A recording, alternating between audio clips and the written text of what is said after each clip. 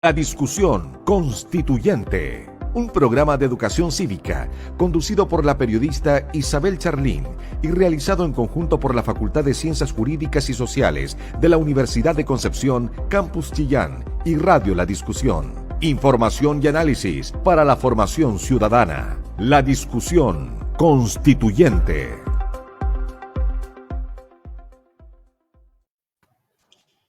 Hola, buenas tardes. Estamos dando inicio a un nuevo programa de la discusión constituyente acá en Radio La Discusión y también a través de nuestras plataformas de Diario La Discusión en Facebook. Invitamos a todos los que nos estén escuchando a hacer sus preguntas vía redes sociales, porque el tema de hoy seguro le va a interesar a gran parte de la población. Hoy día vamos a abordar medio ambiente y constitución. Vamos a conversar con nuestros invitados respecto de cómo se aborda este derecho actualmente en la Carta Magna y cómo podría mejorarse o perfeccionarse en el próximo proceso constituyente. Para ello, estamos con Angélica Cuevas Palominos. Ella es abogada, vicepresidenta de la Asociación Parque Schleyer y miembro de la Coordinadora Ambiental Ñuble Sustentable. Hola, Angélica, ¿cómo estás? Hola, muy buenas tardes a todos los amigos que nos ven a través del streaming y a los auditores que nos escuchan a través de la radio. También estamos con Óscar Reijer Salazar. Él es académico del Departamento de Derecho Económico de la Facultad de Ciencias Jurídicas y Sociales de la Universidad de Concepción e investigador del programa en Derecho, Ambiente y Cambio Climático de la Universidad de Concepción. Buenas tardes, Óscar. Hola, Angélica, hola, Isabel. Un saludo también a todos los que están viendo y escuchando el debate. Bueno, antes de comenzar, recordar que este programa es un trabajo conjunto entre la Facultad de Ciencias Jurídicas y Sociales de la Universidad de Concepción, Campus Chillán, que está cumpliendo 15 años de presencia acá en la capital de Ñuble, y Empresas La Discusión. Y nuevamente invitar a nuestros auditores a hacer preguntas a través de las redes sociales para poder despejar este tema que es tan importante, sobre todo en estos tiempos. Vamos a partir con Óscar. Lo primero, ¿cómo se consagra el derecho a vivir en un medio ambiente libre de contaminación en la actual Constitución? ¿Está consagrado y de ser así, se cumple este derecho? ¿Se cumple a cabalidad? Sí, mira, el ambiente en general está regulado en la Constitución.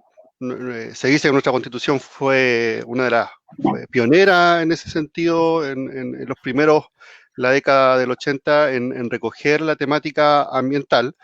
Quizás vamos a tener más tiempo para profundizar la ideología que había detrás de esa consagración en la Constitución. Pero lo cierto es que hoy en día la Constitución sí regula el derecho a vivir en un medio ambiente libre de contaminación, ¿ya? Que es una nomenclatura, es una forma distinta de regulación que existen en constituciones que vinieron después de la del 80, ¿ya? Porque hay constituciones que hablan, por ejemplo, de un derecho a ambiente sano, que es distinto a lo que nosotros tenemos, que es un derecho a vivir en un medio ambiente libre de contaminación. Y además, junto con esta consagración del derecho a vivir en un medio ambiente libre de contaminación, se establece también un deber, que es un deber del Estado, de velar para que este derecho no sea afectado, ¿ya? Es decir, se le establece una obligación a los órganos estatales para poder evitar que este derecho a vivir en un medio ambiente libre de contaminación no sea afectado.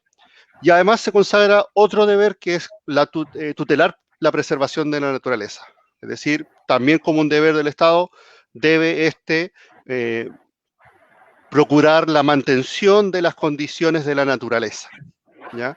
Y junto con ello, que también está en el artículo 19, numeral 8, se establece que la ley puede establecer restricciones específicas al ejercicio de otros derechos, ¿ya? O derechos o libertades para proteger el medio ambiente. Entonces, en este artículo es donde se condensa especialmente lo que es el derecho a vivir en un medio ambiente libre de contaminación. Sin embargo, igual es importante hacer referencia a que cuando se regula el derecho de propiedad, el derecho de propiedad puede ser limitado, puede estar ahí, puede sufrir ciertas limitaciones, y esas limitaciones vienen de la mano con lo que se le denomina en el ámbito de la Constitución de la función social. Es decir, se pueden establecer restricciones a la propiedad fundamentados en la función social. Y esa función social considera 4 aspectos, y uno de esos aspectos, que es el que nos interesa a nosotros, dice relación con la conservación del patrimonio ambiental. Es decir, por la conservación del patrimonio ambiental se puede establecer limitaciones a el derecho de propiedad. Y esas limitaciones tienen que estar establecidas por ley. ¿Ya? Tiene que ser una ley la que diga, en función de la conservación del patrimonio ambiental, vamos a limitar el derecho de propiedad sobre este aspecto. ¿Ya? Esos son los que hablan derechamente de lo que es el medio ambiente. ¿Ya? Después, si uno quiere mirar otras disposiciones, uno podría hacer referencia, por ejemplo, también al 19 numeral 24, cuando se refiere a la regulación de las aguas, que vamos a conversar más adelante, y también de normas que por ahí son más programáticas, es decir, que establecen un objetivo, sin que necesariamente haya que uno le pueda exigir al Estado, oiga, usted tiene que cumplirme con esto. Por ejemplo, cuando se establece que el Estado está al servicio de la persona humana y su finalidad es promover el bien común, son normas que uno podría orientarlas a una protección ambiental, pese a que no fueron originalmente contempladas con ese objetivo. Uno podría hacer un ejercicio de interpretación y decir, se regula también este derecho a vivir en un medio ambiente libre de contaminación a través de este otro tipo de normas, ya como el del artículo 1 de la Constitución. Angélica, si está este derecho consagrado y está todo esto que acaba de nombrar Óscar, ¿qué pasa en la práctica? Porque uno como ciudadano a veces se siente un tanto indefenso en materia ambiental. ¿Qué pasa en la práctica? ¿Se cumple todo esto? ¿Qué sucede ahí? Bueno, en la práctica no se cumple, esa es la verdad, porque si bien es cierto, está esta regulación a nivel constitucional que habla de una protección en materia ambiental, incluso habla del resguardo legal que tendría el legislador al momento de enfrentar, por ejemplo, un juicio, que sea una tramitación judicial en tribunales ambientales, de que la ley deja en el fondo a su arbitrio las restricciones en materia ambiental y a su arbitrio restricciones de carácter respecto de otra normativa, otros derechos concedidos a terceros para la protección ambiental. Hoy en día eso no se da. Y eso no se da por una cuestión súper práctica. Primero, el medio ambiente es gratis. Segundo, el medio ambiente sí provoca conflictos de carácter social. Y tercera cuestión es que hay los derechos de carácter económico que están regulados en el artículo 19, número 24, tienden a generalmente, en cuanto a lo que es un juicio propiamente tal o lo que nuestras instituciones ambientales puedan regular, está por sobre lo que es la protección ambiental. Entonces, si bien es cierto, en la doctrina se escucha bonito que tenemos esta protección de carácter ambiental, que el 19 número 8 nos dice que nosotros podemos vivir en un medio ambiente libre de contaminación, pero al momento de que eso se ejecute o que se ejecute un proyecto en particular en algún territorio que tenga una afectación directa con lo que es el medio ambiente, eso inmediatamente va a afectar a una u otra persona, sí o sí en materia social, porque va a afectar a una comunidad y a una comunidad le cuesta mucho poder primero establecer cuál es el daño al que está expuesto y segundo, le cuesta mucho también poder ir a reclamar ante la autoridad. Hoy en día, respecto de lo que es materia ambiental, si bien tenemos un recurso de protección en materia ambiental, la gente no lo ocupa muchas veces por un desconocimiento total de él. Y aquí ya nos vamos a otras cuestiones que tienen que ver con el conocimiento de la ley que tienen las personas o no respecto a esta materia en específico. Hoy en día no se cumple principalmente porque el desarrollo económico no tiene una mirada de carácter sustentable, porque como te decía, el medio ambiente es gratis, por lo tanto, como es gratis, es fácil ocupar de él. Entonces, no existe esta mirada de sustentabilidad donde nosotros en la ley, a pesar de que está con rango constitucional, se pueda decir, hoy en día si tú le muestras un proyecto a un legislador o le puedes a un juez en materia judicial que te diga claramente, mira, este derecho es más importante porque las consecuencias que va a traer son X y XX. Hoy en día tenemos una institucionalidad ambiental que de repente puede mencionar y puede decir o determinar que un proyecto no va porque no cumple para una RCA, que es la resolución de calificación ambiental, pero aún así esta empresa o este proyecto, o quienes lideran este proyecto, tienen la posibilidad de ir a reclamarlo e ir a recurrir al Tribunal Ambiental, y el Tribunal Ambiental sopesa varias cosas, y muchas veces lo que sopesa no tiene relación con lo que es el conflicto en sí y cómo se cumple esta normativa para una comunidad.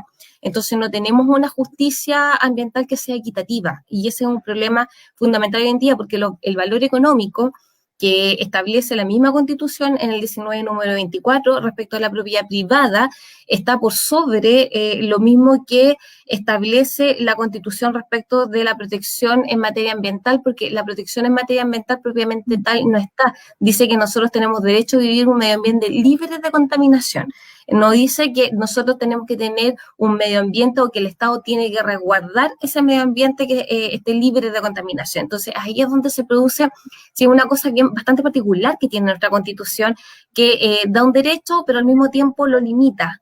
Entonces, como que ahí nosotros de repente decimos, ¿dónde está la división entre uno y otro? Es lo difícil de determinar, y es por lo que hoy en día no se cumple a cabalidad lo que la doctrina dice. Oscar, ¿el derecho a vivir en un medio ambiente libre de contaminación es un derecho individual o un derecho colectivo? ¿Cómo está consagrado actualmente y a tu juicio, cómo debiera plantearse durante un proceso constituyente? Mira, esa es una pregunta que ha dado para un debate doctrinario muy rico para los que les interesa, les gusta el tema del derecho ambiental. Quizás para los que no se dedican a esto, a lo mejor no es tan interesante. Pero lo cierto es que desde los orígenes de la consagración del derecho ambiental, del derecho a vivir en un medio ambiente libre de contaminación, siempre estuvo vinculado a la persona, ¿ya? Es decir, tiene que ser una persona la afectada, ¿ya? Solo recientemente en la jurisprudencia podemos encontrar, y también parte de la doctrina, autores o fallos que se refieren a esta mirada de un derecho colectivo, ¿ya? Sin embargo, yo te podría decir que la tendencia constante, tanto desde el origen hasta también en los fallos que nosotros podemos encontrar ahora, predominantemente la mirada es que es un derecho de carácter individual. O sea, las personas primero tienen que ser afectadas, ¿ya? Y eso también es relevante, y eso es un paso que a lo mejor en caso de ganar el apruebo, podría ser una cuestión a revisarse en el futuro, que tiene que ver, por ejemplo, que el derecho a vivir en un medio ambiente libre de contaminación, que es lo que hoy tenemos, supone que tengamos que sufrir. O sea, yo en mi entorno sufro una afectación, una contaminación, ¿ya? Sin embargo, si esa contaminación se produce fuera de mi entorno, por ejemplo, no sé, vámonos para el extremo sur, Puerto Natales, y yo no vivo allá, no conozco allá, no tengo familiares para allá, nunca he ido, etcétera, yo no podría iniciar acciones judiciales para proteger ese medio ambiente. Entonces, ese es un déficit que nosotros tenemos en nuestra normativa constitucional. Si bien, como les decía en mi intervención anterior, se puede considerar de que fue avanzada a las discusiones de la década del 70, después que se plasmó en el texto del año 80, al momento de incorporar la variable ambiental en la Constitución.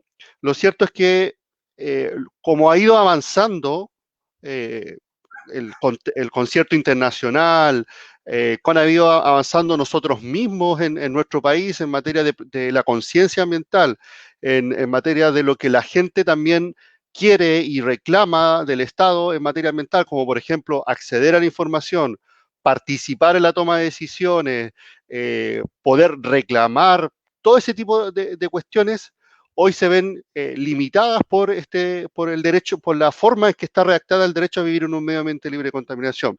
O sea, por ejemplo, en este caso que te mencionaba de Puerto Natales, uno podría presentar un recurso de protección por proteger ese derecho a vivir, porque no se me está afectando mi derecho propiamente tal. Tendría que buscar a alguna persona. Entonces, eso redunda en que este derecho a vivir en un medio ambiente libre de contaminación se plasma en una concepción individual. ¿Ya? No tiene ese carácter colectivo, por más que uno pueda encontrar fallos del Tribunal Constitucional o un par de autores que hagan referencia a que esto es de carácter colectivo y se plasme en esos papers. La verdad que la gran tendencia es que es un derecho individual. Angélica, se ha hablado de generar una constitución verde. ¿Qué características debiera tener, a tu juicio, una constitución verde? La verdad es que sí, te he hablado bastante de lo que es una constitución verde. A mí me da un poco de risa el término, pero más que nada se refiere por homogenizar digamos, el color con lo que tiene que ver con medio ambiente. Una de las características que tiene principalmente la Constitución, que es un tema que de repente las personas ignoran mucho. Muchos creen que si gana la prueba vamos a incluir todo dentro de una Constitución. La verdad es que vamos a cambiar una Constitución. Una Constitución es una declaración de derechos, deberes, obligaciones y la forma como los poderes se relacionan entre sí y con sus ciudadanos. Por lo tanto, una Constitución verde tiene que tener un eje. Las constituciones políticas, en el fondo, aparte de ser una carta de amor del Estado hacia los ciudadanos, yo siempre la describo así porque es tremendamente importante una Constitución. De hecho, se ganan juicios con la Constitución. Lo primordial que tiene también una Constitución es que rige un orden de carácter económico para un país, rige y ordena el cómo vamos a desarrollarnos. Hoy en día, si nosotros no tenemos claro lo que es materia de carácter tributario, lo que es materia de desarrollo económico, no vamos a tener una claridad de cómo vamos a configurar Chile de aquí a 50 años más, probablemente, que es cuando haya quizá otro estallido social y tengamos que hacer otra constitución. Entonces, una constitución verde tiene que estar enfocado en que sí exista un desarrollo económico, y esto es importante y lo quiero recalcar, Isabel, porque, y a Oscar también, porque siempre se critica que los ambientalistas no queremos nada. La verdad es que los ambientalistas sí queremos una constitución verde en el sentido de que entendemos perfectamente que tenemos que tener un desarrollo económico para crecer como país y poder llegar a niveles de países desarrollados, pero ese desarrollo tiene que ser sustentable. Es decir, tiene que existir un respeto por el medio ambiente y no por el sujeto, porque hoy en día, como te explicaba anteriormente y también como lo ha explicado Oscar, la Constitución establece derechos que son particulares en el sentido de que es una persona la afectada y siempre y cuando afecten a las personas, no respecto de alguna afectación que pueda ocurrir en alguna parte X, como por ejemplo el sur de Chile o nosotros acá en la Reserva de la Biosfera, por ejemplo. Claro, no vive nadie en la Reserva de la Biosfera, pero es relevante para nosotros el día de mañana, para lo que le vamos a dejar a nuestras futuras generaciones. Por lo tanto, una constitución tiene que tener un carácter económico, pero que ese desarrollo económico sea de carácter sustentable, es decir, haya protección de lo que es el medio ambiente, que haya haya reglas claras respecto de lo que es el derecho de propiedad, que tiene que ver y que tiene relación directa con los bienes y servicios ambientales. ¿En qué sentido? De que si vamos a ocupar agua, en qué condiciones vamos a ejercer esa agua, si vamos a ocupar algún producto, vamos a ejercer, por ejemplo, minería. En minería no estoy hablando de grandes mineras como, no sé, como el cobre, sino que algo más sencillo que está aquí, que la gente lo puede ver, por ejemplo, lo árido. Lo árido, en cierta forma, es una actividad que está regulada por permisos municipales, que tienen que pagar un impuesto municipal, pero también son empresas que son tremendamente destructivas y que lo que generan a su alrededor son complicaciones mayores de carácter ambiental y social. Por lo tanto, tiene que haber regulación respecto de las empresas extractivistas, de aquellas empresas que trabajan con nuestros recursos naturales, y eso también tiene que estar contemplado en materia tributaria en la Constitución. Yo sé que a nadie le gusta que se regulen temas tributarios, pero tienen que estar regulados, de lo contrario no vamos a poder solventar los cambios que queremos como país. Y la idea es que tributariamente tampoco nos vaya a atacar el bolsillo de cada uno, sino que sea para grandes empresas que trabajan con recursos ambientales, recursos naturales. Entonces, una constitución verde es un conjunto de actividades que en el fondo tiene que ir diseñada en base a lo que es el desarrollo económico sustentable y el desarrollo social sustentable. Aquí hay un capital social de cómo se puede hacer empresa, de cómo se puede hacer una pyme, y que ese desarrollo respecto de la pyme también sea sustentable, y es algo que la gente tiene que entenderlo. Por ejemplo, nosotros tenemos leyes como la REP, que es la ley de la responsabilidad extendida del productor, y eso habla de economía circular. Entonces, la Constitución, si bien es cierto, no va a decir con letra y detalle, no es que tiene que tener economía circular, pero tiene que sentar las bases para que eso pueda ser desarrollado por la comunidad. Oscar, ¿qué aspectos de los tratados que ha suscrito Chile en materia medioambiental, los tratados internacionales, debieran mantenerse en una eventual nueva constitución? A ver, en materia de tratados internacionales o de convenios internacionales que han sido suscritos por Chile, la verdad que hay una gran diversidad. Nosotros podemos encontrar desde cuestiones que protegen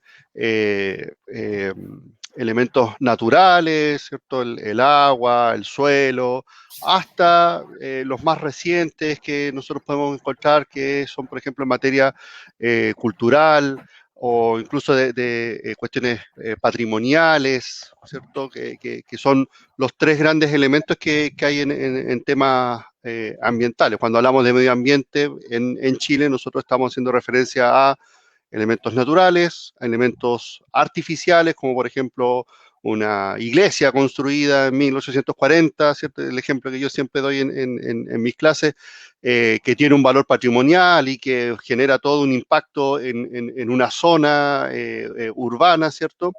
Y también elementos socioculturales, las tradiciones milenarias de nuestros pueblos originarios también están concebidas dentro de lo que es el medio ambiente.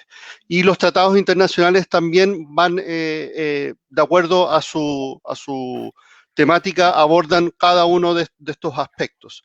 Y en ese sentido, yo creo que sin duda tiene que haber una mantención de lo que en el derecho ambiental nosotros hablamos de la no regresión ambiental. Es decir, cuando el Estado de Chile ha logrado lograr un estándar de protección ambiental, entonces no declinemos ese estándar de protección ambiental. Por ejemplo, entonces, si es que internacionalmente nosotros comprometimos un sitio Ramsar, que son los humedales, o una reserva de regiones vírgenes, un parque nacional, etcétera, que también tienen normativas internacionales que las protegen, que las regulan, nuestra Constitución y toda la normativa que pudiera venir después no debería estar regresar a pensar eso. O sea, si nosotros logramos ese estándar ambiental, tratemos de mantenerlo. No bajemos y revisemos de nuevo, que es un poco lo que pasa con ciertas medidas que a lo mejor no son muy conocidas. Recuerdo el caso, por ejemplo, de el Parque Nacional La Ventana en la quinta región, donde se pensaba, por ejemplo, vender un pedacito de ese parque, de esa área protegida, para actividad forestal, ¿cierto? Y lo que se reunía en dinero de esa venta iba a ser destinada a la compra de helicópteros para evitar la quema de los incendios que ocurren allá en la quinta región, que todos sabemos que son fuertes. Entonces, hay ahí un llamado que viene y que incluso en Chile este principio de la no regresión ambiental no está tan consagrado en nuestra normativa. Recientemente algunos fallos están empezando a hablar de ese aspecto, pero esa posibilidad de tener que volver atrás cuando ya hemos logrado un estándar de protección ambiental, la verdad que sería muy perjudicial, porque no es que lo digamos los abogados que dedicamos a temas ambientales, sino que la ciencia ha demostrado que en temas ambientales reparar cuando ya se afectó, cuando ya se dañó, cuando ya se contaminó, es muy costoso. A veces simplemente no se puede, porque el ecosistema tiene un funcionamiento especial, y cuando hay una interrupción o hay un daño a eso, simplemente ya no se puede reparar. Por lo tanto, hay ahí mucho que nosotros tenemos que saber conservar. Y eso yo, a mi juicio, creo que la reforma constitucional que permitió todo esto, el plebiscito y la convención constituyente que debería venir a continuación de esto, tiene la limitación de los tratados internacionales, y en ese sentido creo que también es bueno, porque nos da primero una seriedad como Estado, de decir, bueno, nuestros compromisos que Chile ha suscrito anteriormente los vamos a mantener, ¿ya? Y en ese sentido, lo que tenga que ver con protección ambiental, eso lo vamos a mantener, ¿ya? Cosa distinta es que después de este proceso de la convencional constituyente, finalmente esto después se diga, bueno, si nos queremos salir de estos tratados, lo vamos a hacer de esta forma. Esa es la función que tiene esta convención, pero no el salirse, ¿ya? Entonces, eso demuestra que este proceso, como está proyectado, la verdad que está bien serio, es muy democrático, o sea, desde aprobar hasta rechazar, vamos a tener que votar y después vamos a tener que confirmar sí o no por el nuevo texto constitucional. Entonces, creo que ahí hay aspectos que son muy valiosos de conservar. Y después pueden haber otras cuestiones que son, por ejemplo, en materia de acceso a la información, ¿ya? Que también podemos ahí después revisar eso. No puedo dejar de preguntarte respecto de la decisión de Chile de no suscribir el acuerdo de Escazú. ¿Qué pasó ahí? ¿Está bien? ¿Está mal? No sé, ¿cuál es tu opinión al respecto? Sí, bueno, ¿qué pasó ahí? La verdad que en el qué pasó ahí tendría que responder de qué ocurrió cuando Chile dio las primeras alertas de que no iba a firmar este acuerdo, hasta lo que son los últimos argumentos que se han expresado. Originalmente, el gran miedo del gobierno actual estaba vinculado con la demanda que Bolivia había implantado en contra de Chile. Sin embargo, eso por la doctrina internacionalista que se dedica a estos temas, daba cuenta de que en realidad ese era un temor que era injustificado. O sea, no había razón para poder ver así como que aquí Bolivia iba a tener un argumento favorable en contra de nosotros por firmar este acuerdo. Y los argumentos más recientes que se dieron también fueron vastamente descartados, tanto por también la misma doctrina que se dedica a los temas internacionales como también ambientales, y que dice en relación con que en realidad Chile no necesita de Escazú, se decía, porque todo lo que Escazú tiene está reconocido en Chile, y la verdad que eso no es verdad. Es cierto que Chile, en comparación a otros países, tiene un por ejemplo, un acceso a la información relativamente amplio, aunque es cierto que existen algunos problemas, sobre todo en materia de evaluación de impacto ambiental, pero existen otras cuestiones que también son relevantes, como por ejemplo, y que lamentablemente hemos empezado a ver en Chile, que tiene que ver con muertes de personas que se dedican a la protección o a las organizaciones ambientales.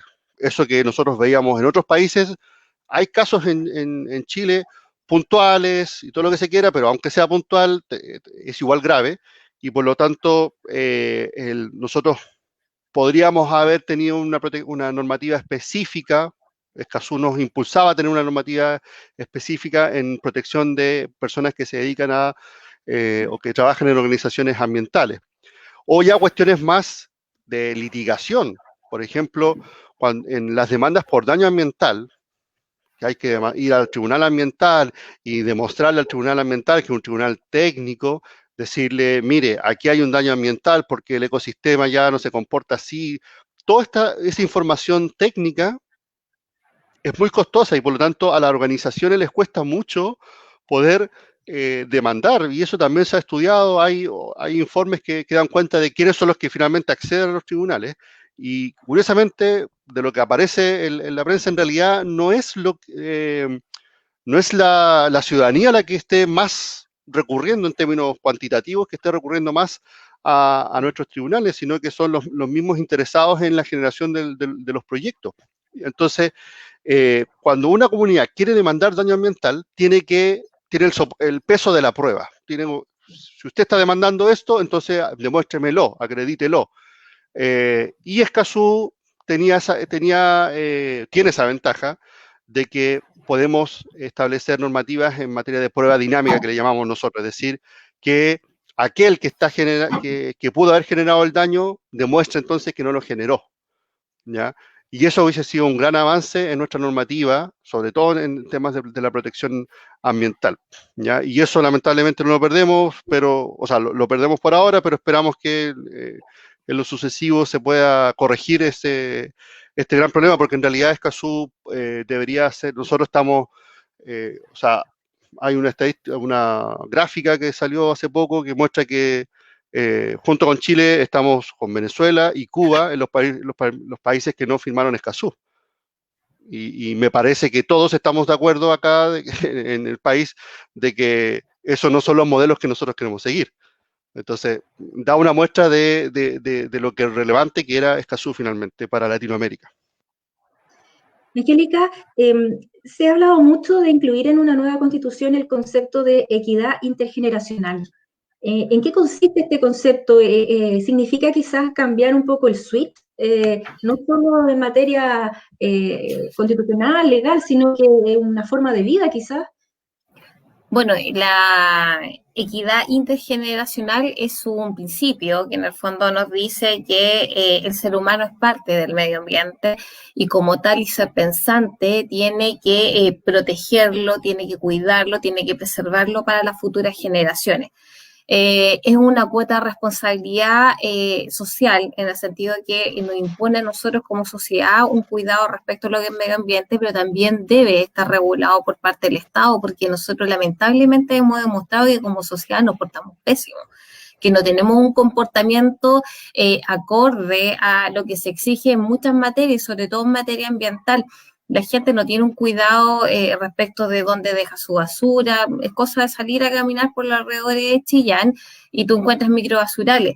Entonces, lo que más se critica hoy en día por lo que cobra relevancia en el fondo este principio de equidad intergeneracional tiene que ver con que en el fondo que va de la mano de la sostenibilidad. ¿En qué sentido va de la mano de la sostenibilidad? En que asume hoy en día lo que se critica es que las generaciones actuales pueden hacer uso o poseer todos los derechos respecto de los bienes y servicios de carácter ambiental sin pensar en dejar para el futuro.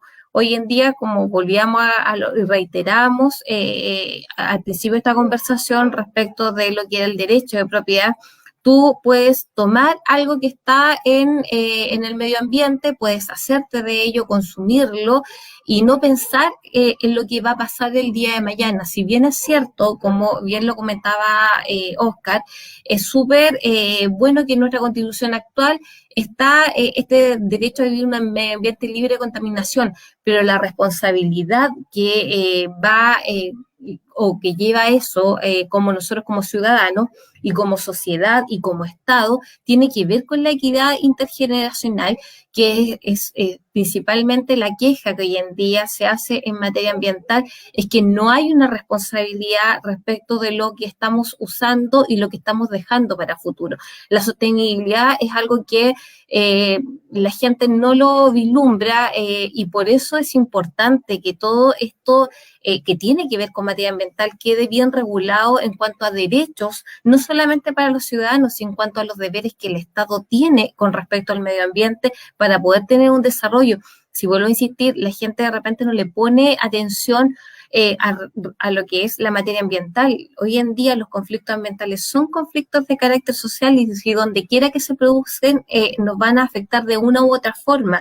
Y principalmente las personas cuando le ponen atención, cuando te afecta, cuando no puedes respirar y cuando ello trae consigo enfermedades. Ahí recién las personas se preocupan respecto de lo que son los conflictos ambientales, lo transforman en conflicto social y recién podemos accionar todo el sistema. Pero como bien lo decía Oscar, precisamente la ciudadanía no es la que accede a la justicia y equidad en materia ambiental, no son quienes van a tramitar un tribunal ambiental. Si tú ves y tomas el estado diario del tribunal ambiental que a nosotros nos corresponde el de Valdivia, te das cuenta que la mayoría de las personas que están tramitando ahí son resoluciones de la Superintendencia de Medio Ambiente que se reclaman por los proyectos, pero no vemos habitualmente a una comunidad que haga valer su derecho a una justicia y equidad ambiental, que si bien la normativa no lo establece claro, pero sí te da luces de que lo puedes usar, porque precisamente las comunidades carecen de información y en ese sentido el Tratado de Escazú habría sido pero espectacular porque nos habría permitido efectivamente recopilar la información que necesitamos para poder ir a tramitar al Tribunal Ambiental. Nos cuesta mucho, carecen de información, carecen de, y esto es también una responsabilidad social de nosotros como sociedad, carecen de costumbre que vayan en pos de favorecer un medio ambiente libre y sano de contaminación. Y también son comunidades que carecen de un pensamiento a futuro, en el sentido de qué le estoy dejando a nuestras futuras generaciones. Fíjate que hace 20 años atrás las personas que hablaban de medio ambiente se preocupaban de los efectos que iba a producir el cambio climático en las futuras generaciones. Nosotros somos las futuras generaciones, nosotros somos quienes lo estamos sufriendo en el hoy y en el ahora, y los cambios cada vez son más rápidos, más inmediatos, porque se nos viene el cambio climático, y nosotros como país no tenemos respuestas para avanzar en materia social y ambiental respecto a lo que es el cambio climático. Oscar, sin duda uno de los temas más, digamos, que preocupa a la gente en torno a derecho ambiental y nueva constitución es qué sucede con la regulación del agua a nivel constitucional. ¿Es necesario un cambio? ¿Cómo funciona actualmente la regulación de las aguas en nuestro país?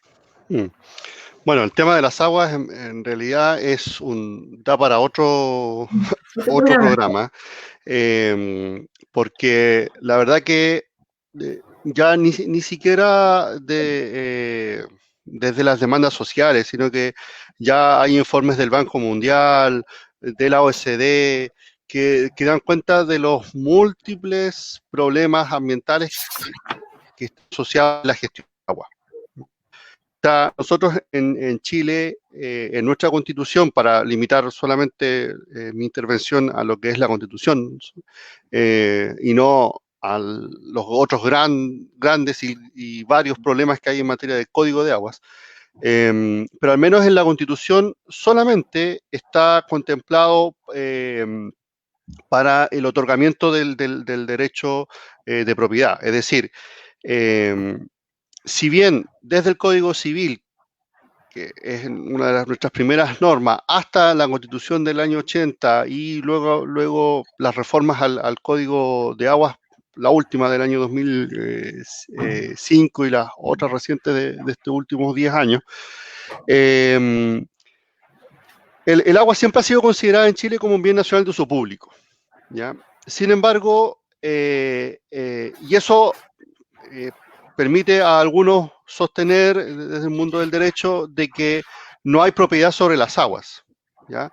Sin embargo, eso en la práctica, en términos materiales, es bien cuestionable porque, por ejemplo, si el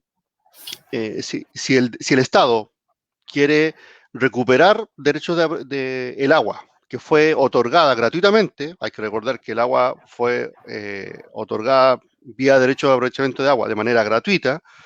Por ejemplo, si yo iba y golpeaba la puerta de la DGA, me otorgaban el derecho de aprovechamiento de aguas, me iba para la casa con ese derecho, y después, no sé, podía gestionarlo como una garantía para comprarme una casa, para comprarme un auto, o puede quedar como herencia para mis hijos, etcétera. Entonces, toda esa visión que existe en la Constitución de las aguas se plasmó en estos derechos de aprovechamiento de agua que la Constitución le reconoce la propiedad.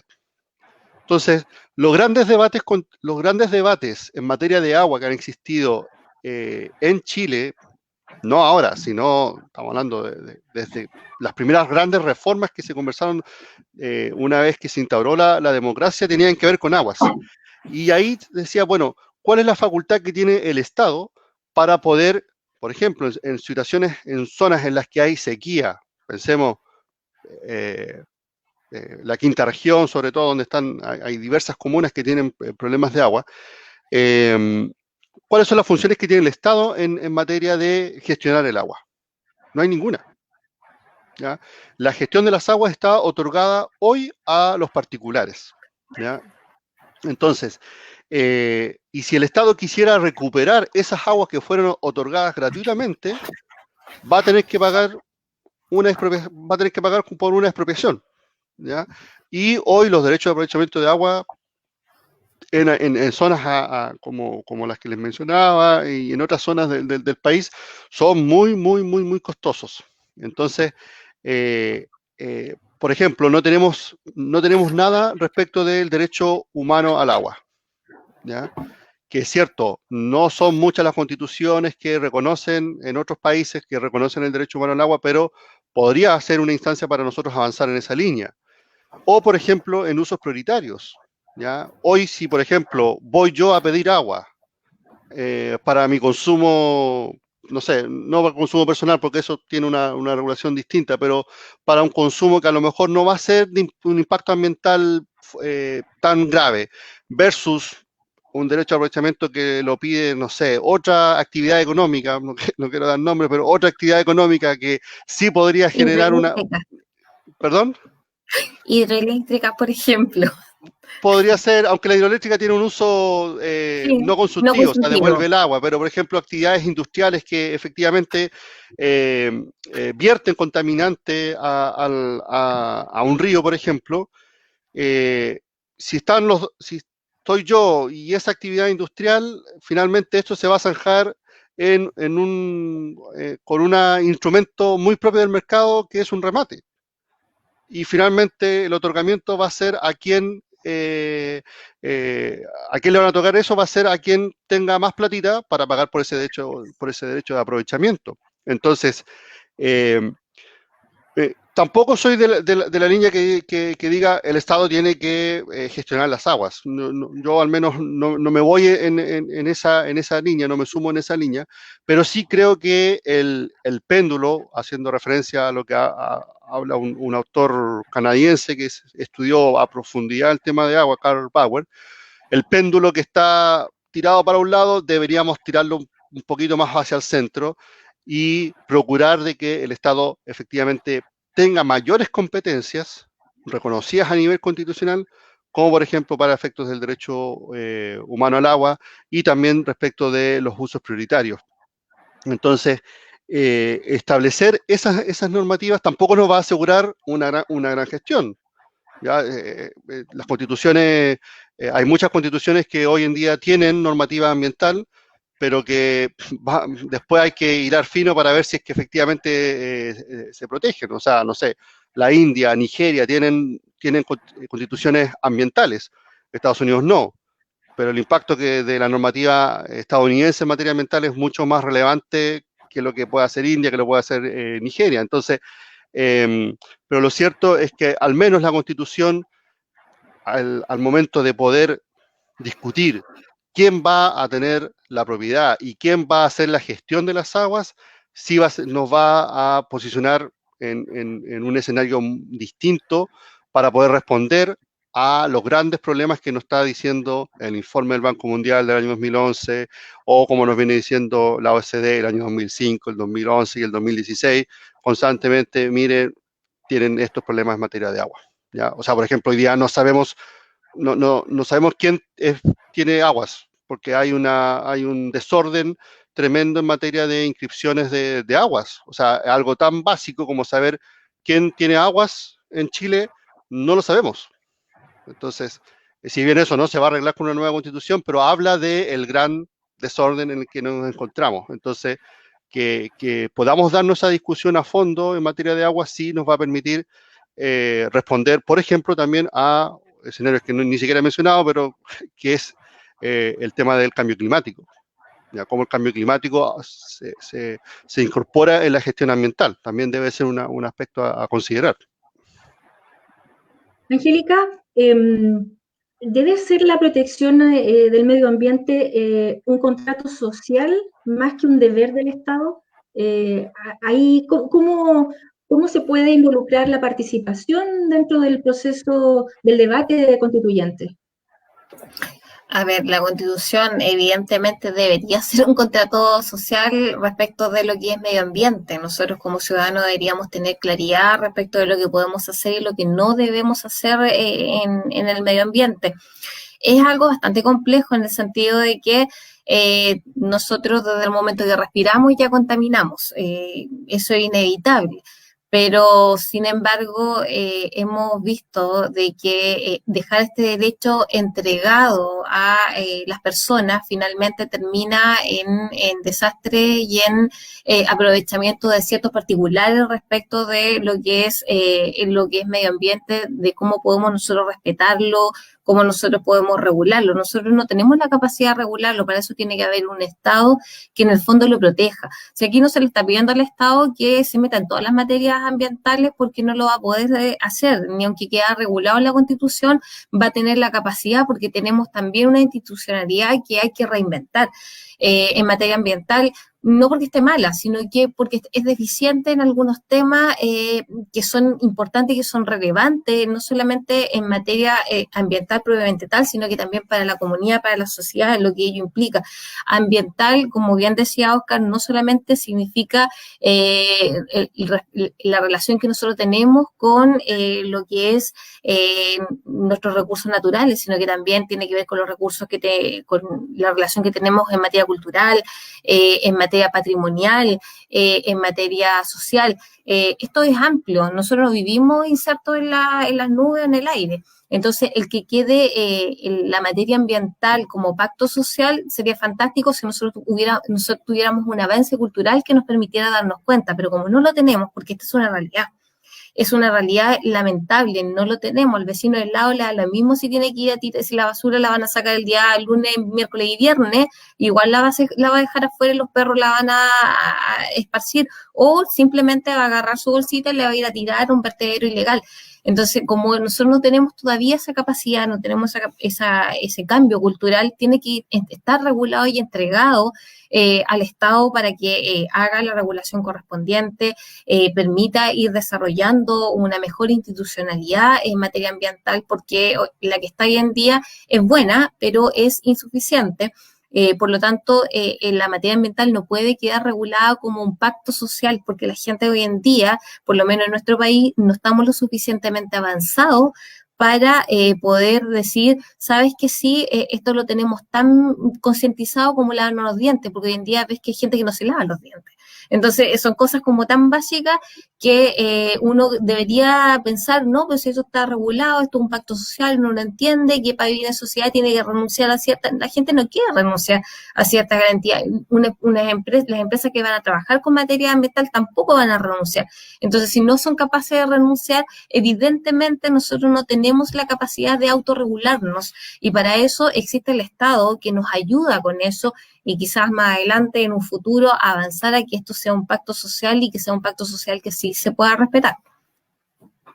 Oscar, ¿cómo se puede avanzar en una nueva constitución en poder balancear, si se quiere decir, el desarrollo productivo y también no generar zonas de sacrificio? Porque para algunos se justifica, o sea, para algunos no se justifica crear zonas de sacrificio por tener un mayor desarrollo productivo. ¿Cómo se pueden equilibrar ambas cosas? Bueno, se pueden equilibrar con algo que se le llama la justicia ambiental. Esa justicia ambiental tiene que ver, pone el acento en cómo nosotros distribuimos las cargas versus beneficios.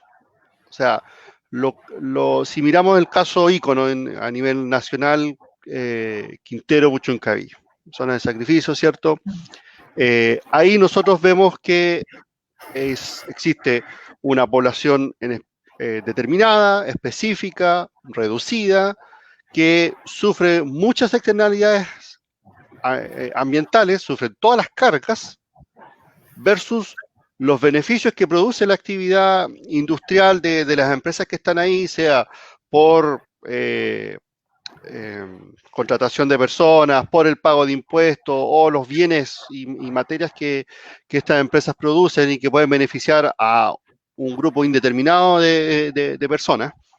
Ahí vemos entonces que las cargas son soportadas por unos pocos versus los beneficios que son repartidos entre varios por una actividad industrial.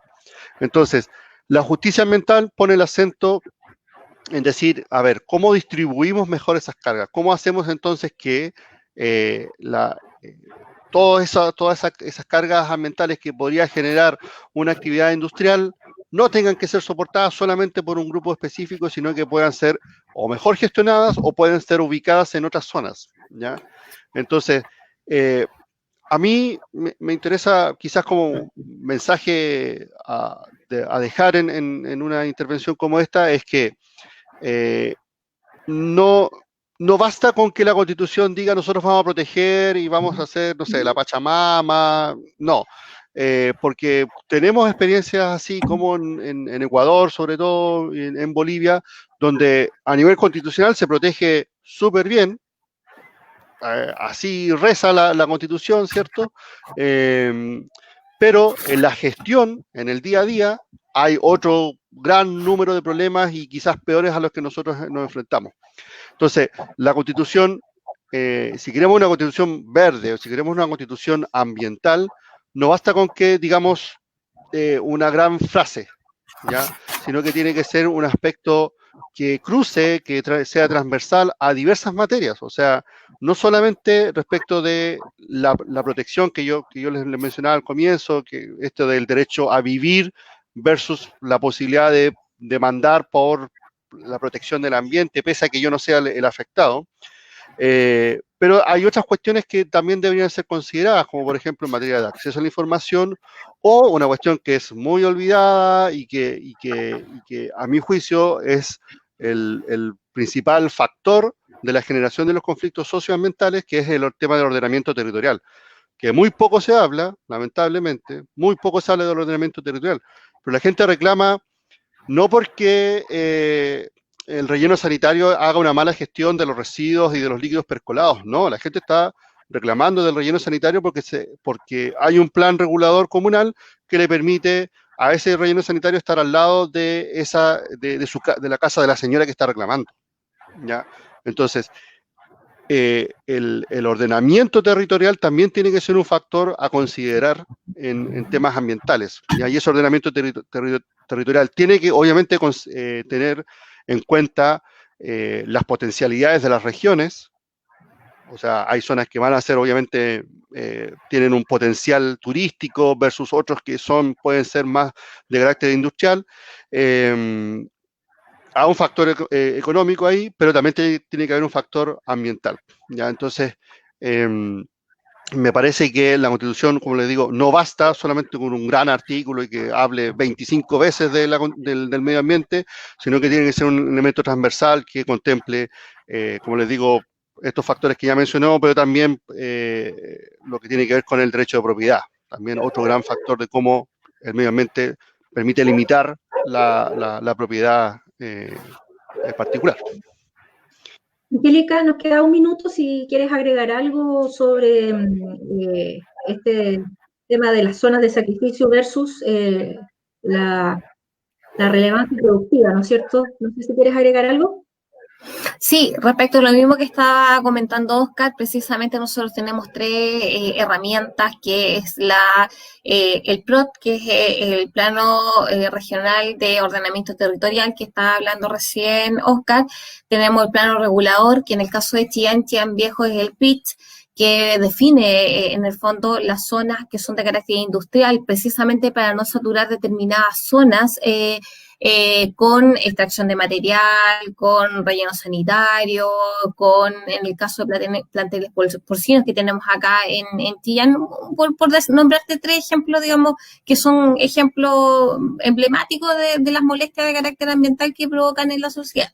Y aparte de eso está la estrategia de desarrollo regional. Son 3 herramientas con las cuales se puede trabajar, y son 3 herramientas que, si bien es cierto, como decía Oscar, pueden quedar en nuestra Constitución respecto de la importancia y la relevancia que esto complementa para poder determinar un desarrollo económico sustentable, un desarrollo armónico sustentable, un desarrollo social sustentable, un desarrollo cultural sustentable, que en el fondo es un desarrollo medioambiental.